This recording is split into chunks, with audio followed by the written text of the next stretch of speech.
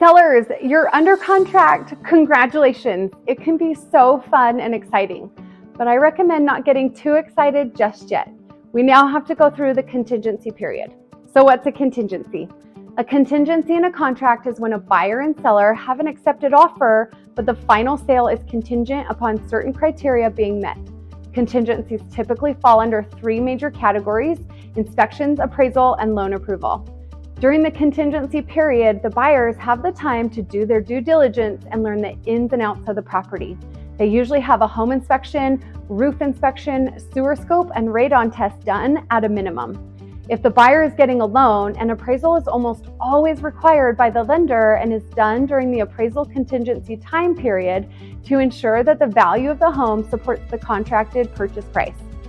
Final loan approval is often the last contingency prior to closing.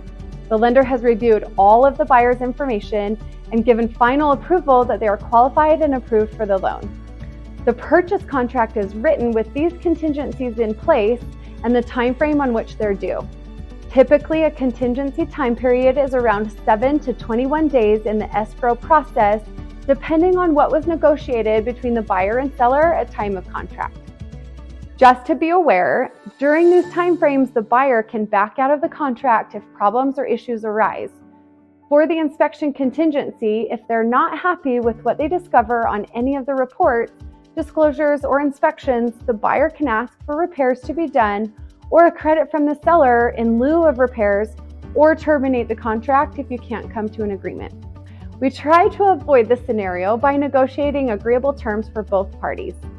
If for some reason the buyer is not able to qualify for the loan and get final loan approval, they also have the ability to terminate the contract and get their earnest money back. As for the appraisal, if the home doesn't appraise for the contracted amount, the buyer can also back out. If a home does not appraise for the contractual amount, the lender will only loan on the appraised value. If this happens, the buyer either has to come up with a difference in the amount, the seller may need to lower the purchase price to match the new appraised value, or negotiate an agreement somewhere in the middle that works for both parties if they want to keep the deal together. As you can see, there are a lot of components to selling your house once it's under contract. Understanding the process can help ease your stress and help you be flexible if there happens to be a few hiccups in the process. Once we get past all of the contingencies, we'll have the assurance that the home is actually going to close and you can be on your way to start packing and moving.